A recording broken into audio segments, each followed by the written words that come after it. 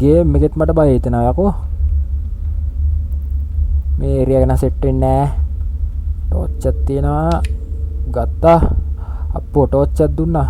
මට ඒකල ඒක ඇති. මේක ඇස්සනේ බං හිටියේ යකා. ඒ මොකෙද්ද බං ඒක? අඩේ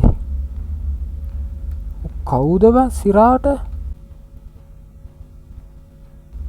දැන් කොහේ ඉඳලා පාල වේද කියලා දන්නේ නැහැ. මූ කවුද? මූව දැක්කොත් යකෙක් වගේ.